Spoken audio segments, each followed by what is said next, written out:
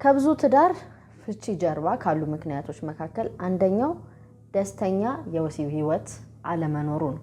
በእርግጥ በእኛ አይነት ማህበረሰብ ውስጥ ስለዚህ ጉዳይ ማውራት ታቡ ወይም ነውር ነው። ስለዚህ ፍርድ ቤትም ኬዝ ቢኖር የተለያዩ የሽምግልና ጉዳዮች ራሱ ቢኖር ሽፋን የሚሰጠው ለምሳሌ ገንዘብ አልሰጠኝም እንደዚህ ናት እንደዛ ነው እንጂ በወሲብ ህይወታችን ደስተኛ አይደለንም የሚለው ጉዳይ ወደፊት አይመጣም። ምክንያቱም የሚያሳቅቅ ነገር ተደርጎ ስለሚታሰብ። ነገር ግን ዛሬ በዚህ ሴግመንት የምነግራችሁ በግልጽ ለምንድነው ባለትዳር ጥንዶች በወሲብ ህይወታቸው ደስተኛ የማይሆኑት? ይሄ ደግሞ ኢን ሪተርን ከፍቺ ባለፈ ያው ፍቺ ሊያስከትል እንደሚችል ስለተናገርኩም ከፍቺ ባለፈ ምን አይነት ነገሮችን ሊያስከትል ይችላል የሚለውን እንመለከታለን። እንዴት ናችሁ? ፍቅር ይበልጣል ነኝ። የሪሌሽንሺፕ እና ሜሬጅ ካውንስለር ካውንስሊንግ ሳይኮሎጂስት። በፍቅር ይበልጣል ዩቲዩብ ቻናል ደግሞ የተለያዩ ትዳር ቤተሰብን የተመለከቱ አጠር ያሉ ሳይኮሎጂ ነክ የሆኑ ቲፖችን ለእናንተ እሰጣለሁ። የምክር አገልግሎት ማግኘት ከፈለጋችሁ ኦንላይን በቴሌግራም ወይም በዋትስአፕ ስክሪኑ ላይ በምታዩት ቁጥር ቴክስት ብቻ በማድረግ ሙሉ መረጃ የአገልግሎቱ ሰርቪስን በተመለከተ ይደርሳችኋል ማለት ነው።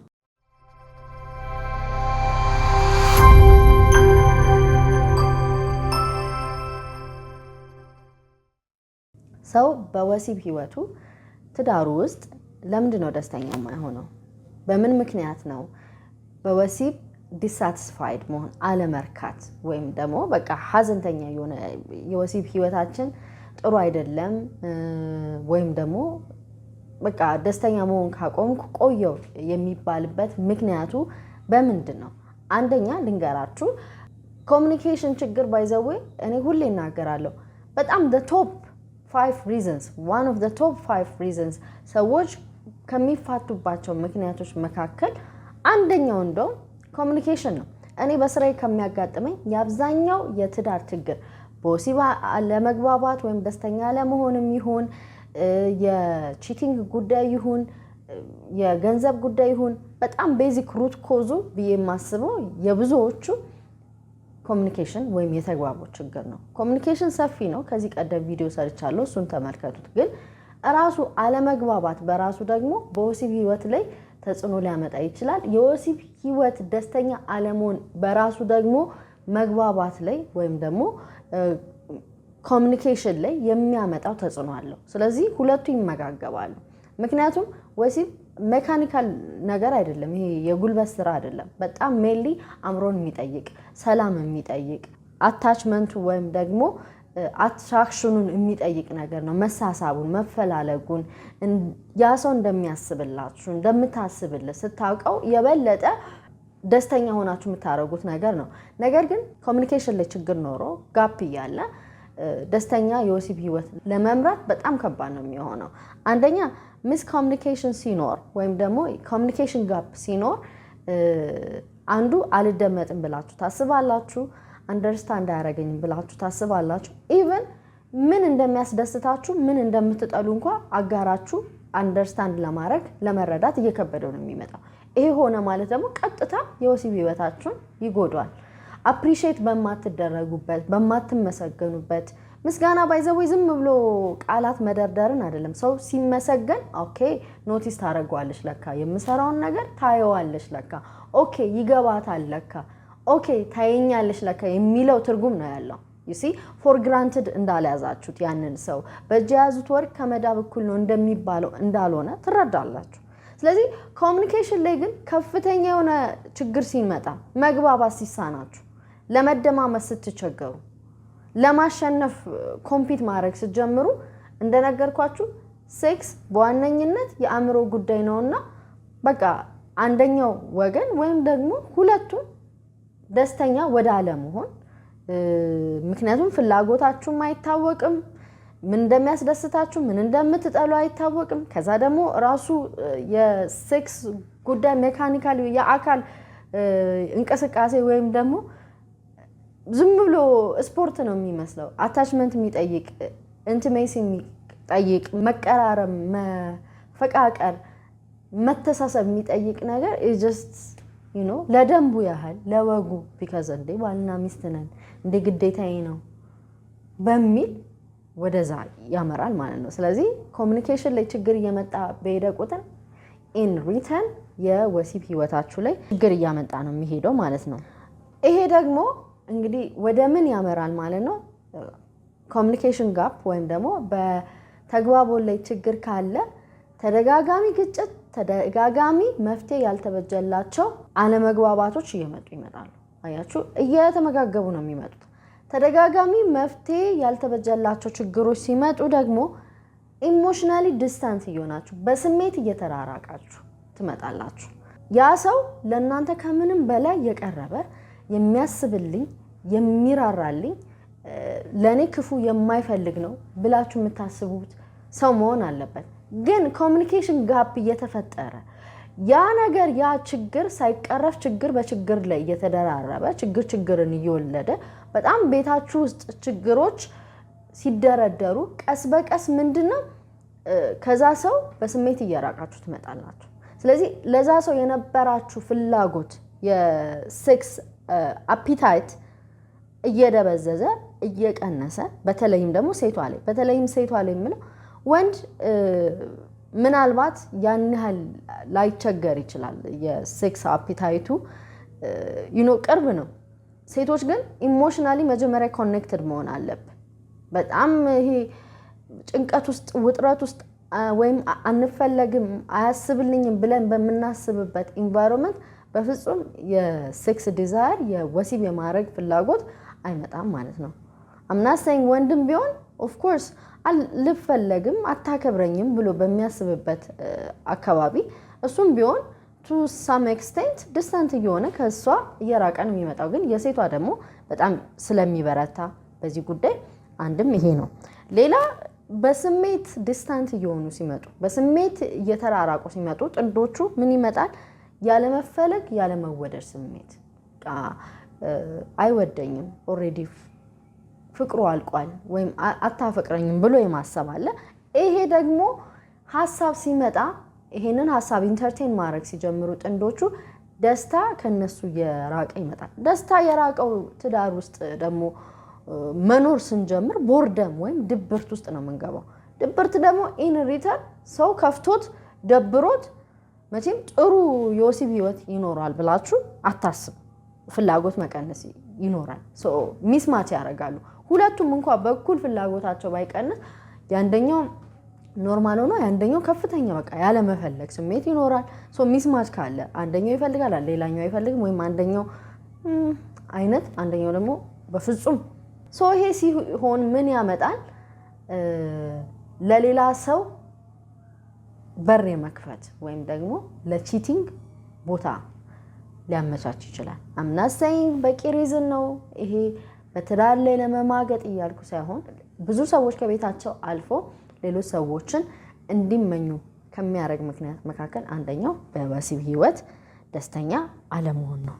ሌላኛው በጣም ከፍተኛ የሆነ ድካም አንዱ አጋር ላይ ካለ ሼርድ ሪስፖንሲቢሊቲ ወይም ደግሞ የጋራ የሆነ ኃላፊነት በተመጣጣኝ ሁኔታ ከሌለ፣ በተመጣጣኝ ያልኩት እኩል ኃላፊነት ይኖረናል ማለት አይደለም። አንድ ቤት በከፍተኛ ሁኔታ አንዱ ሰው ላይ ሊኖር ይችላል which I understand ቆይ ከዚህ ቀንስ ነው የኔ እንትን በስቷል ምናምን እየተባባልን እየተለካካን አይደለም። ቢዝነስ ትራንዛክሽን ስላልሆነ somehow ግን ደግሞ ቢያንስ የተመጣጠነ የሆነ ሪስፖንሲቢሊቲ ሊኖረን ይገባል ትዳር ላይ። በአንዱ ሰው ፋይናንሻሊ በገንዘብ ጉዳይ፣ በመንፈሳዊ መሪነት፣ በማህበራዊ ግንኙነት፣ በስነ ልቦና፣ በአካል በሁሉም ነገር የመምራት ስልጣን አንድ ሰው ላይ ይሆንና ሁሉን ነገር የማስተዳደር ሊድ ማድረግ በቤት ውስጥም በውጭም አንድ ሰው ላይ ጫና ሲበዛ ያ ሰው ከፍተኛ ድካም ውስጥ ነው የሚገባው። ከፍተኛ ድካም ውስጥ መጣ ማለት ደግሞ ማረፍ ነው የሚታየው። አንዳንዴ እኮ ወሲብ በራሱ ሌክዠሪ የሚሆንበት ጊዜ አለ። ሰው ድካም ውስጥ ገብቶ የሚታየው እንቅልፍ እንጂ ሴክስ ላይሆን ይችላል most of the time አይደለ?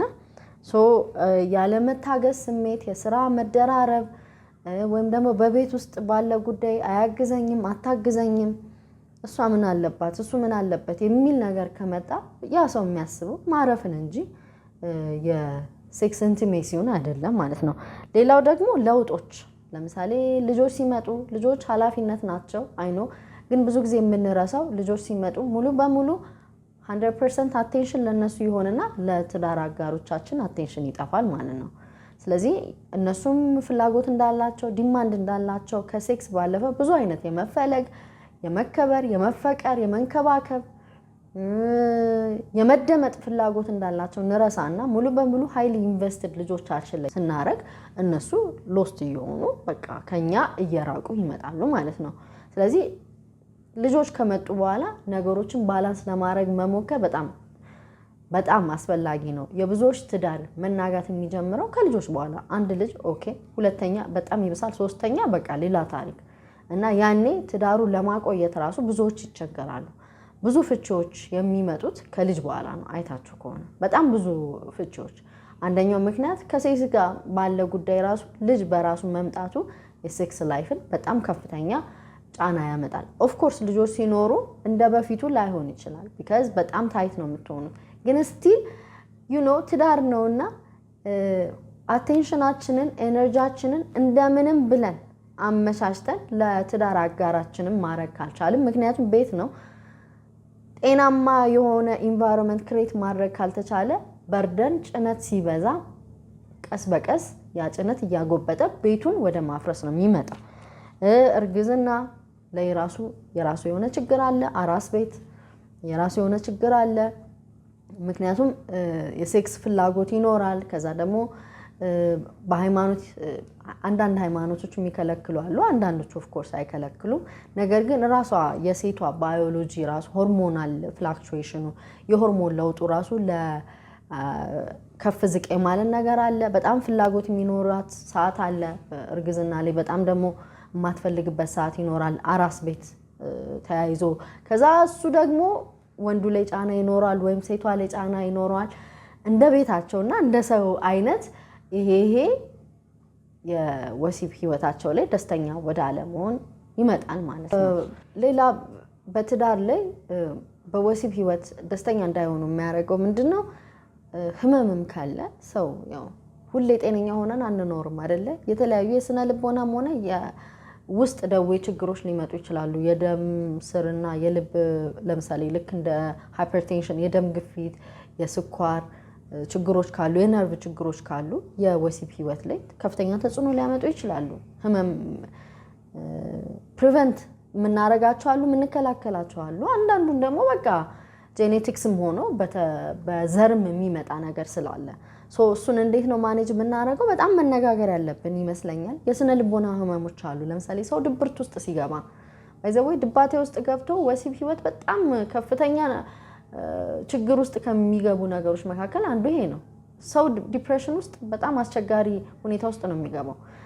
ከዛ ደግሞ ጭንቀት ኤንዛይቲ ከዛ የተለያዩ አይነት ደግሞ ስትረሶች አሉ ከአደጋ በኋላ የሚፈጠር ለምሳሌ PTSD ፖስት ትራውማቲክ ስትረስ ዲስኦርደር አንዲት ሴት ለምሳሌ ተደፍራ ከነበረ the moment even every moment ከባላው ጋር ግንኙነት ስታረግ ያንን ትሪገር ሊያረግ ይችላል ካልታከመች ካልዳነች ከጉዳዩ ጋር እርቅ ካልፈጸመች ከተፈጠረው ነገር ጋር ምናልባት በህፃንነቷ እኮ የተፈጠረባት ሊሆን ይችላል ምናልባት ላንተ ያልነገረች ሊሆን ይችላል ግን ምንድነው ትሪገር ያረጋታል every moment አንተ ጆን ስትይዛት ስታክፋ ስትስማት foreplay መጀመሪያ መሟሟቅ ላይ እሷ በጣም ሰውነቷ በቃ ዝግ ሊሆን ይችላል እንደነገርኳችሁ አምሮ ነው ደግሞ የሴክስ ህይወትን ሊድ የሚያደርገው ስለዚህ አምሮ ሬዲ ባልሆነበት ሁኔታ እንደዚህ አይነት የአምሮ ወይም የስነ ልቦና ህመም ላይ ሆና ነገሮች ይስተካከላሉ ማለት አይደለም በወንዱም እንደዛ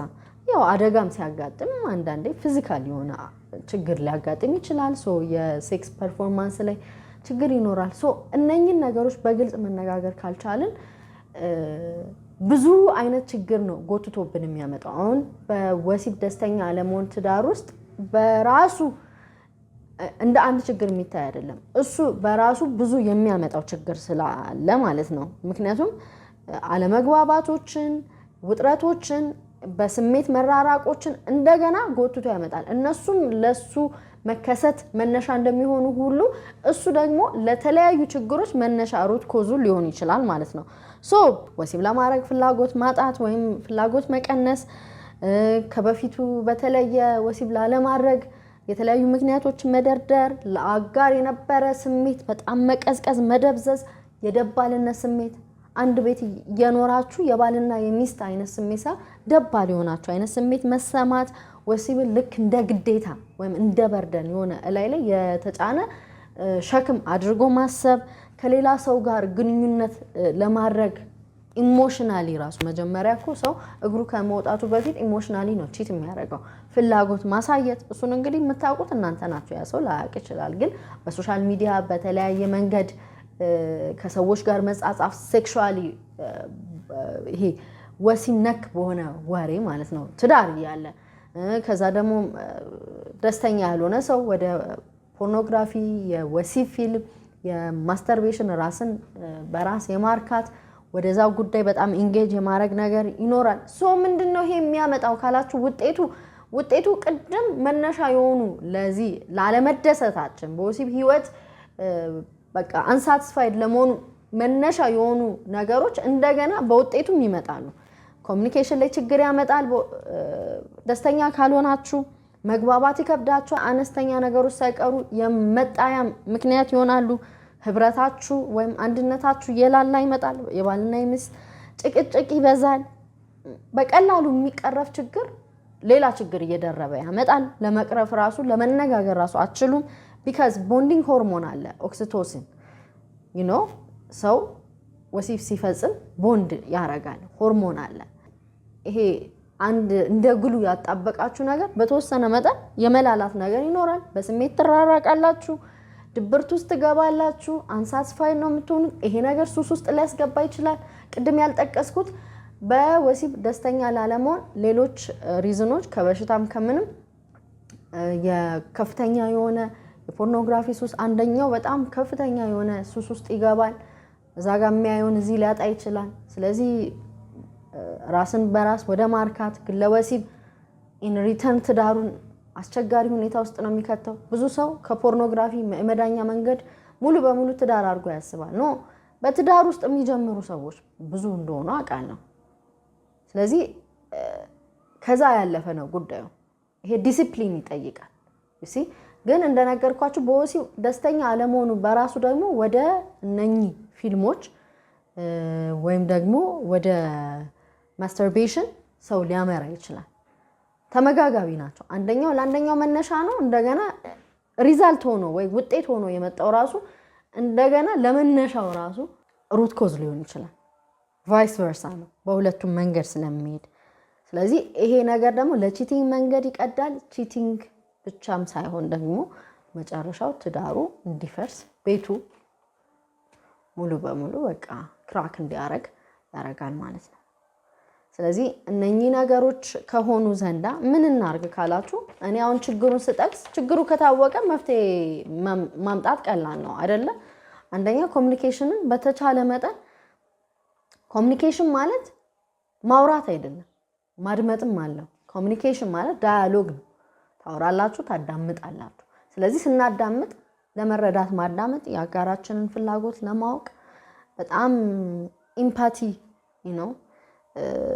አንደርስታንድ ለማድረግ ማዳመጥ በረራይም ማዳመጥ ከኛ አንግል ሳይሆን እነሱ ምን ሊሉ ነው ከኛ አንግል ሳይሆን እነሱ ምን ሊሉ ነው የፈለጉት ከሚለው አንግል ማዳመጥ because ሰው ሲናገር እንደኛ ላይ ይናገር ይችላል ግን ለማለት የፈለገውን ነገር ብንሰማለት ሶ ኮሙኒኬሽናችን ቢስተካከል አዳማጮች ብንሆን ዲፌንሲቭ ባንሆን ብንራራ ብናዝን ለአጋራችን መነሻውን አንደኛ እናደርቃለን ማለት ነው መተጋገዝ ጫና ለማሳደር አንድ አካል ላይ በገንዘብም ቢሆን በመንፈሳዊ ነገርም በስነ ልቦናም በሁሉም በመምራቱ ላይ ብንተጋገዝ ያንደኛውን ሸክም እኛም ብንሸከም ሼርድ ቢሆን ጫና ባይበዛ አንዱ ወገን ላይ ምክንያቱም ማንተጋገዝ ከሆነ he doesn't care ወደሚለው ግዴለውም ምንም አይመስላትም እኔ ምን ዝምላኮ ነው ያገባችኝ አይነት ሁኔታ ውስጥ ይገባል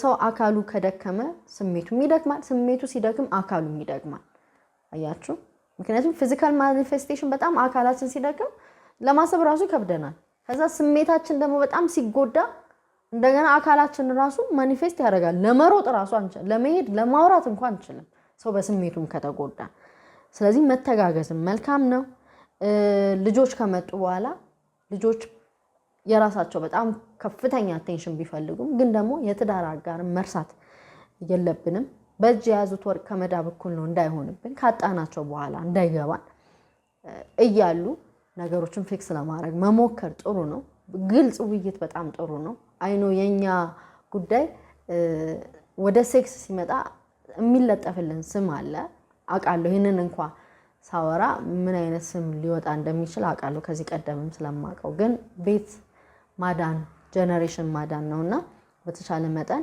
ቅድም የተናገርኳቸውን መሰረታዊ የሆኑ ጉዳዮች በሽታም ከሆነ መታከም አብሮ ሰፖርት መደራረግ የገንዘብ ጉዳይም ከሆነ በግልጽ ውይይት ማለት ጊዜ መስጠት ስኬጁል ማድረግ የመሳሰሉትን ነገሮች ማድረግ መልካም ነው ፍላጎትን አለመደበቅ ምን እንደሚያስደስት ምን እንደሚያስጠላ ምን ተርን ኦፍ እንደሚያደርግ ብንነጋገር ጥሩ ነው ብዬ አስባለሁ በቀጣይም የተለያዩ አስፔክቶችን ስለምናይ በአሁኑ በዚህ ብጨርስ መልካም ነው ሐሳብ አስተያየታችሁን ቀበላለሁ የምክር አገልግሎት ለማግኘት የምትፈልጉ በቴሌግራም ወይም ዋትስአፕ ላይ ቴክስት በማድረግ ብቻ ስለ አገልግሎቱ ሙሉ መረጃ ማግኘት ትችላላችሁ ወዳችኋለሁ ሰላም